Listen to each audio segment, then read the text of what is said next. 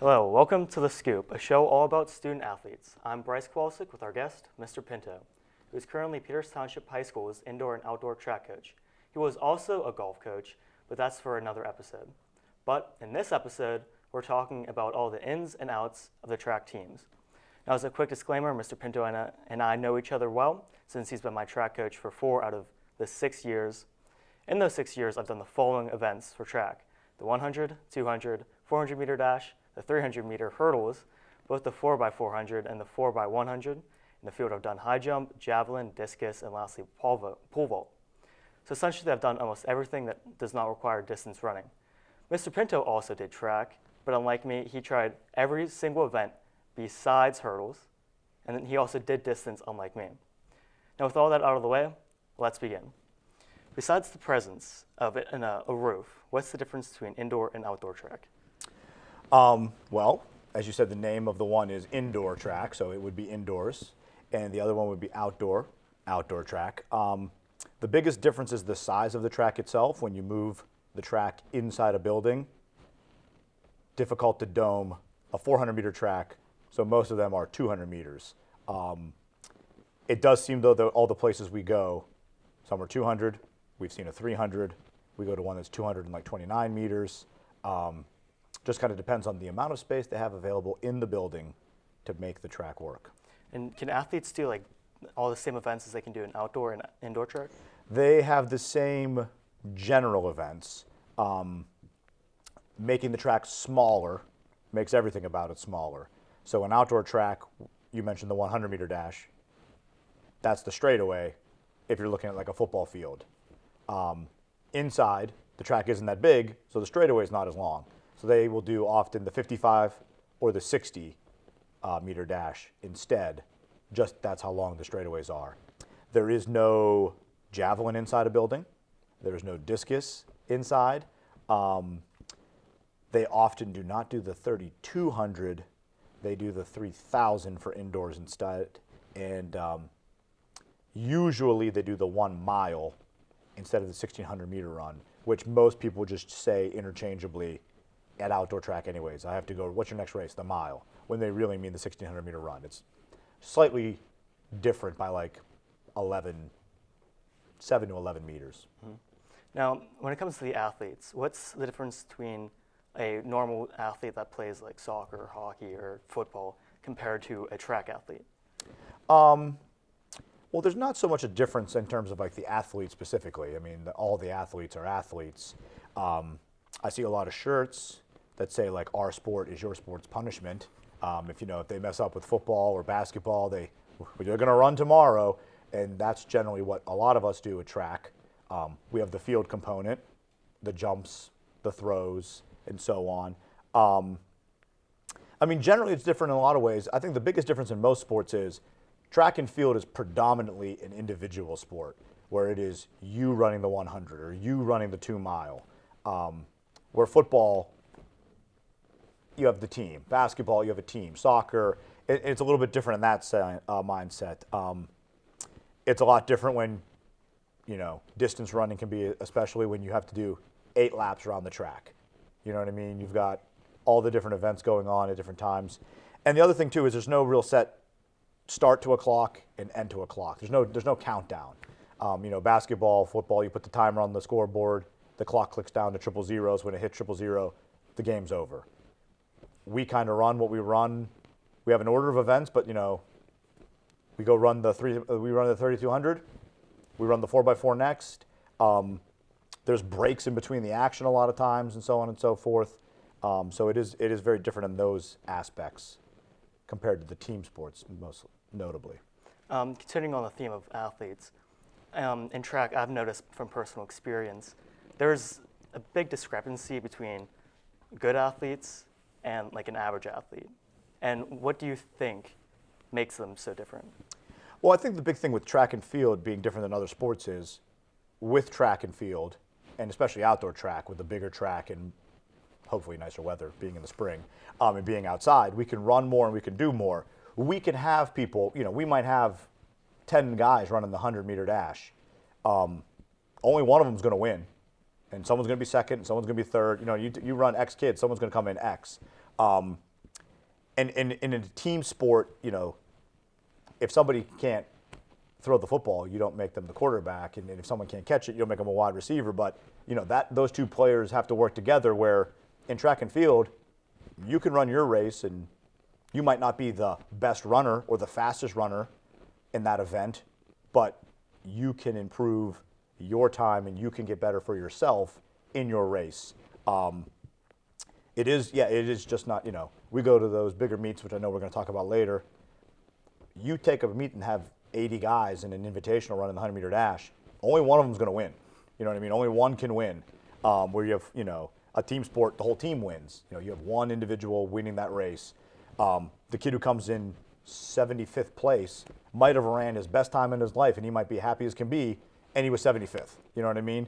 So it's very different in that regard, and it doesn't really, somebody running their 100-meter dash slower than somebody else doesn't penalize the team. It doesn't hurt the team, and they have that chance to be a part of the team and still improve their time and improve their marks. Interesting. Now, when it comes to getting athletes, have you ever recruited or saw a student in class? Because I know you're a math teacher, and you're have you ever said to someone, "Come and try out for the track team. I think it'd be good." Yeah. I mean, I've had other teachers tell me, I heard this student's fast, or I heard this person did this in middle school, and I've talked to them and so on and so forth. I guess I've said stuff to kids like, "You should do track," or "I'm thinking about doing track. We should do it."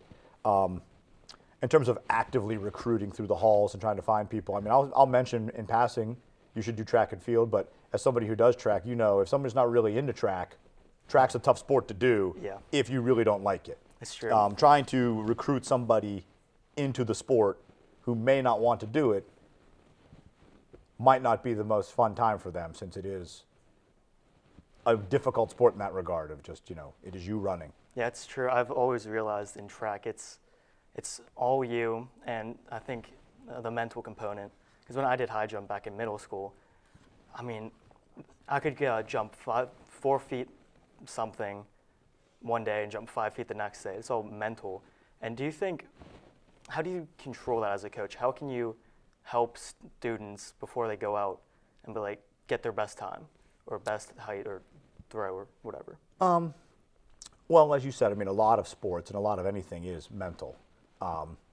If someone tells me before a race, "Coach, I'm not really feeling good today, not sure my time," I don't really think they're about to run their personal record that day, since mentally they already seem like they're not in the race specifically. You try to put them in the best spot mentally. I mean, with track and field, like I said, I mean, one person's going to win, and we put 30 kids out there in the mile. You don't have to win the race to have a good race, and we try to approach it in that regard. You don't have to win the triple jump to be the best day for you in that regard.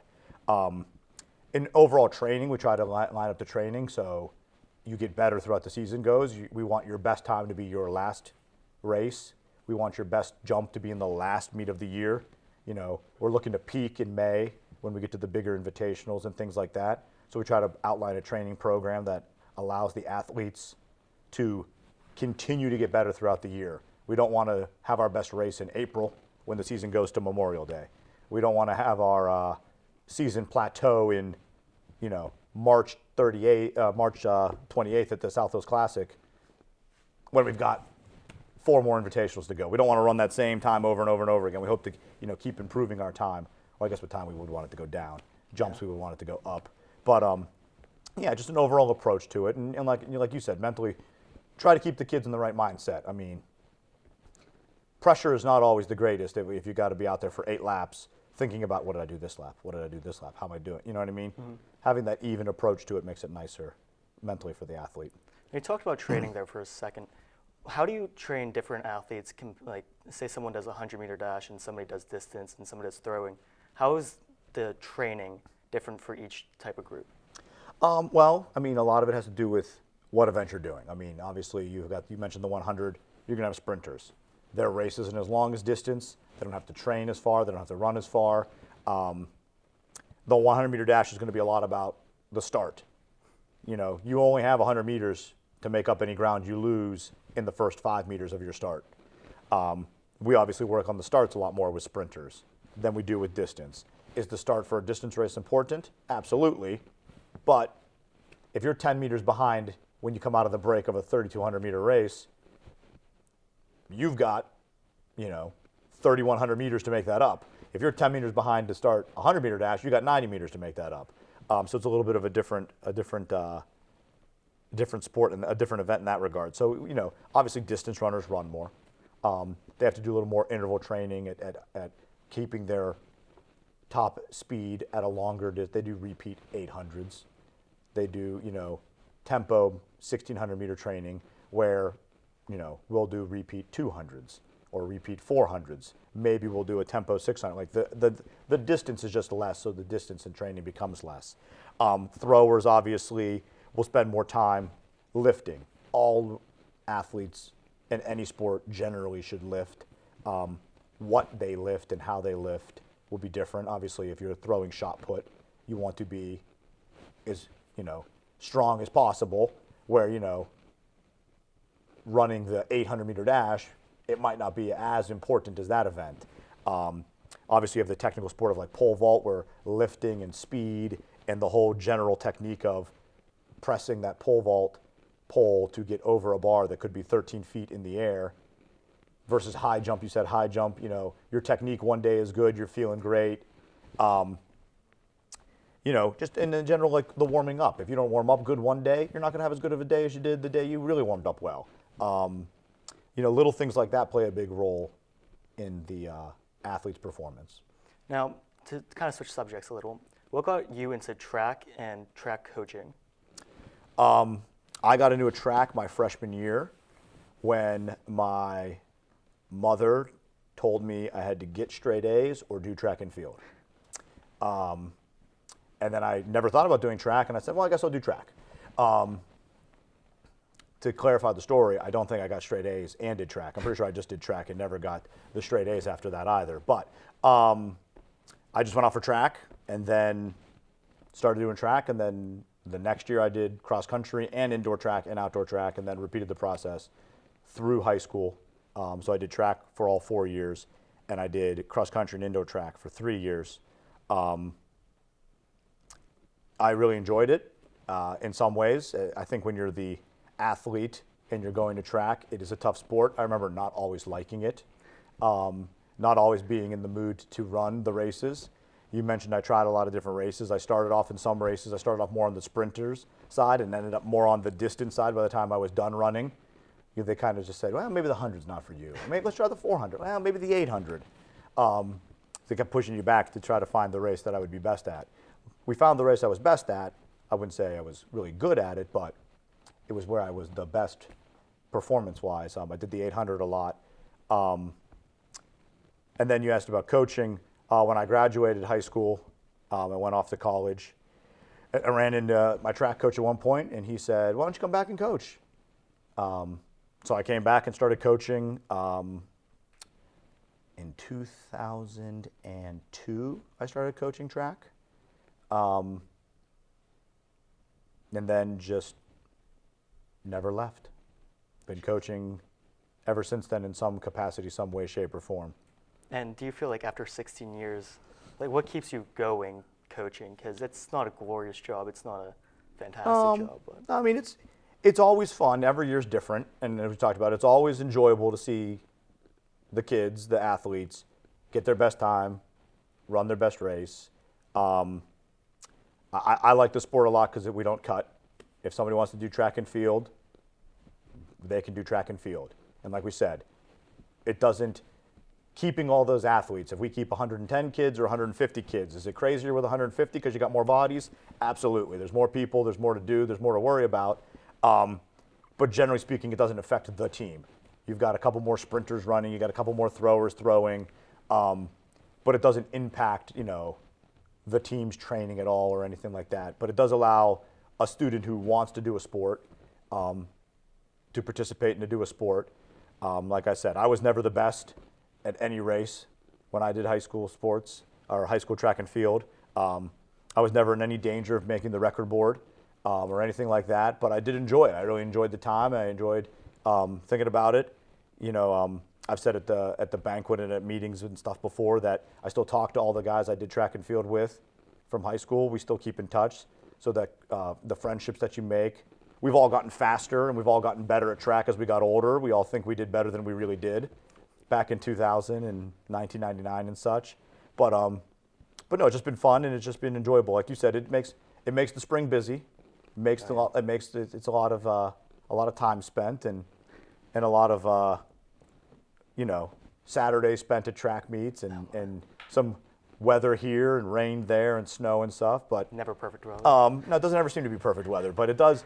Like when you see an athlete get their best time, get their best jump, meet their goals, and everyone's goal is different. Some people want to break 14 seconds in the 100. Some people want to make states in their event. And when you see an athlete get to their goal, whether it's breaking a certain time mark, throwing a certain mark, or making it to states, or medaling at Whitfields, and getting to those results, it's really great to see the young people get those experiences. Now, you kind of touched on it, like 100 kids and between 100 to 200 kids and students. As a coach, I mean, it gets hectic sometimes. How do you control everyone at the same time? Well, we've tried to, if you've got, I think the biggest team we've had in the last couple of years is about 100 and settled at about 130. Always starts with a little bit more, but some people come out and then they're like, this just isn't for me. So they make a week or two and then they're just like, well, I don't really like track like I thought I would. So we started about 130. Yeah, I mean, you're never going to be with 130 kids all in one spot. That's just more for like, this is what time the bus leaves tomorrow, guys. Then we break up into our individual events, so to speak.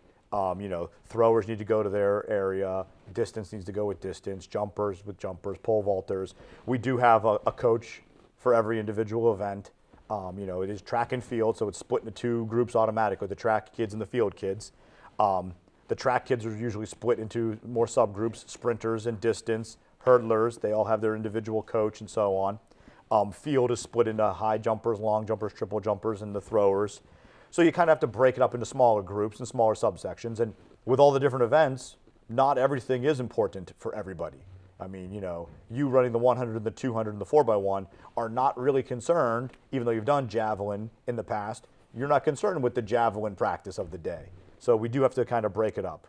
Like I said, we do all have to worry about what time the bus leaves for the track meet and what days we have certain obligations. But outside of those general meetings, sometimes I will just go make an appearance at the individuals. I will walk over to the throwers and talk to the thrower group individually because it's easier to talk to 40 kids than it is to talk to a group of 100.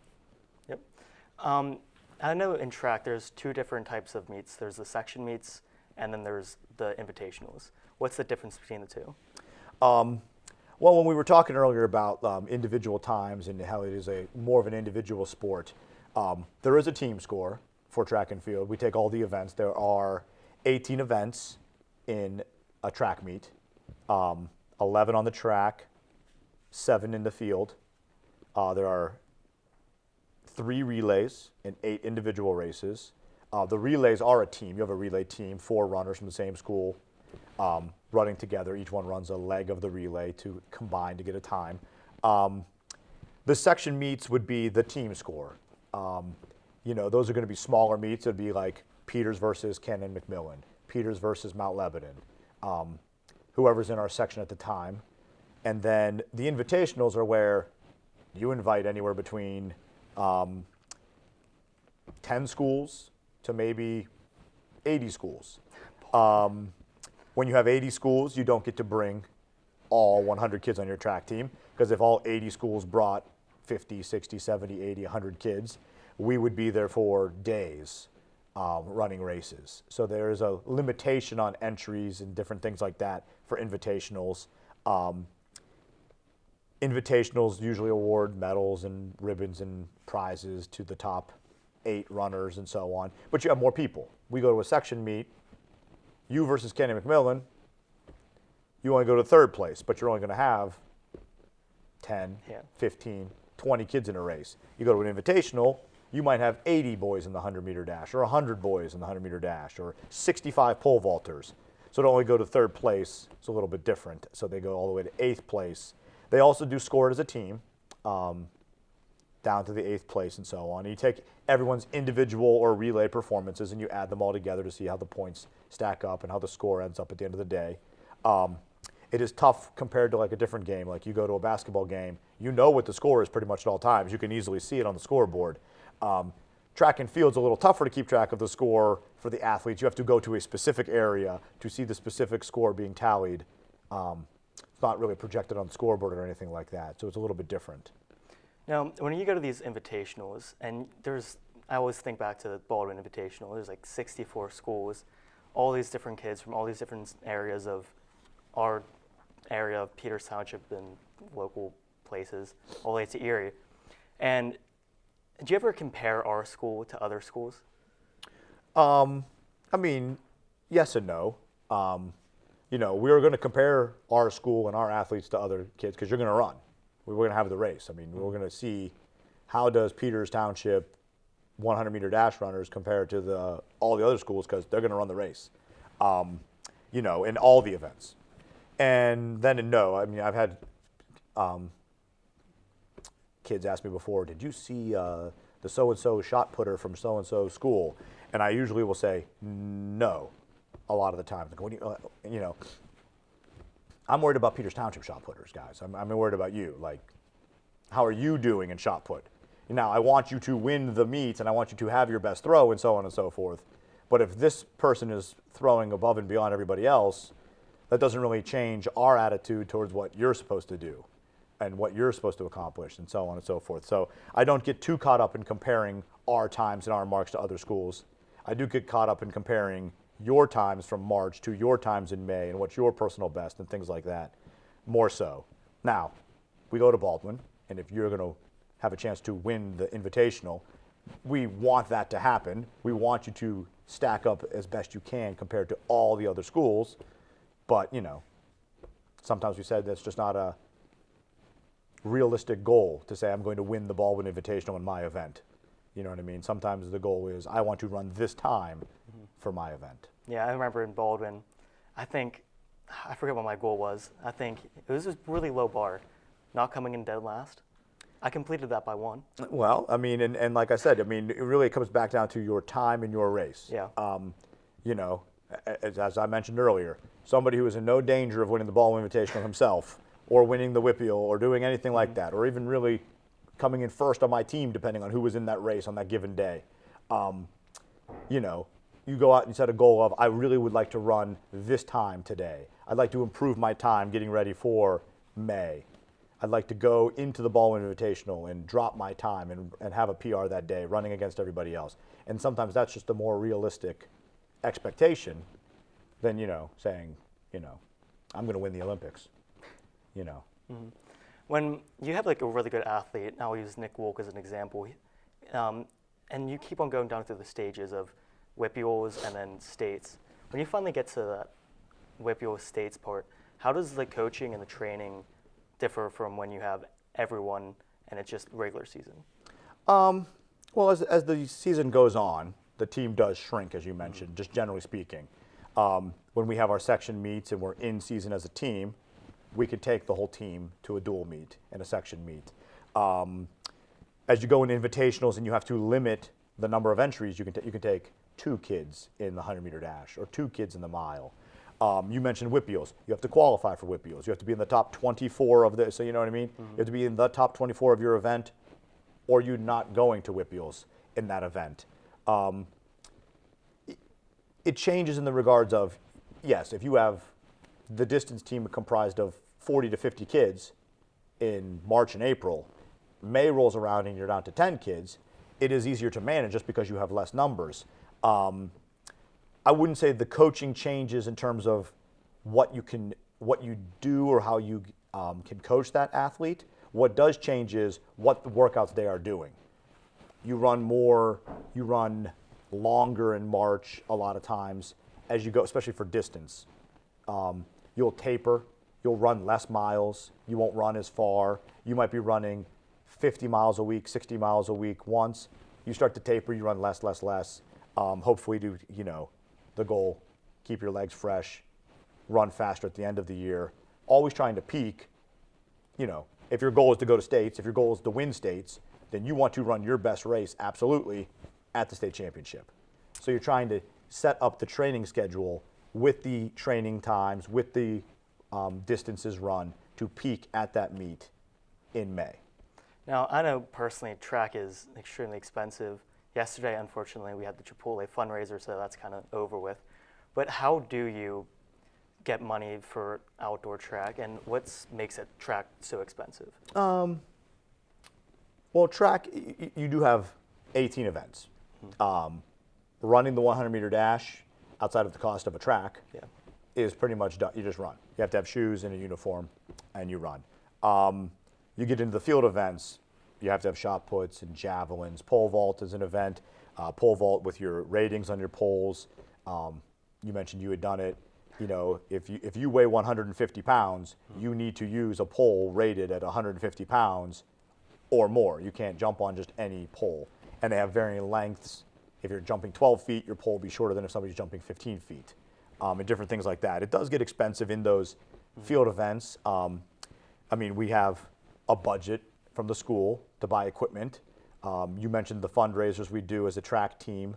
We have a booster group that does fundraisers and organizes it and runs those things to supplement the needs of the team. But it comes down to just, generally speaking, raising the funds. One thing that we do at Peters to kind of help, you have 100 kids on the track team, 130 kids, that's 130 uniforms. That's a lot of uniforms to buy and a lot of uniforms to replace. We share our uniforms with the cross-country team. So we have two budgets kind of helping for uniforms and things like that. But between those avenues, we kind of get what we need, and we could always have, I think anybody would say they could have more. We could have nicer things and nicer equipment, but generally speaking, between the budget of the school and the booster groups and fundraising, we do a pretty good job of equipping the team. Now, last question. It comes about lettering, because I know in traditional sports like football and hockey, first team or in varsity, you letter. But in track, we don't really have that first team, second team. So how does an athlete end up lettering in track? With track and field, we talked about the section meets. We will have a team score. It's out of 150 points. You can earn points. You earn points throughout your race. You come in first, you get points. You come in second, you get points. You come in third, you get points. Depending on the number of meets we have scheduled for the year, we'll divide up the relay points and come to a total. Typically for outdoor track, the total has been you need 11 points. Come in first, you get 5. Come in third, you get 1. On a relay, you get 1.25 often. Divide 5 by 4. So you accumulate points for the team, and you accumulate those points, and you will earn your varsity letter that way. Perfect. Well, it seems like our time has run out. Unfortunately, I didn't get through all the questions I was hoping. Nonetheless, I wish you found the show to be both educational and helpful. If you want to join indoor track, unfortunately, you'll have to wait until next year to join. But if you want to join outdoor track, listen to the morning announcements to find out key information. Before we go, I'd like to thank our guest, Mr. Pinto, for his time and the media department for allowing this all to happen. And lastly, thank you for watching.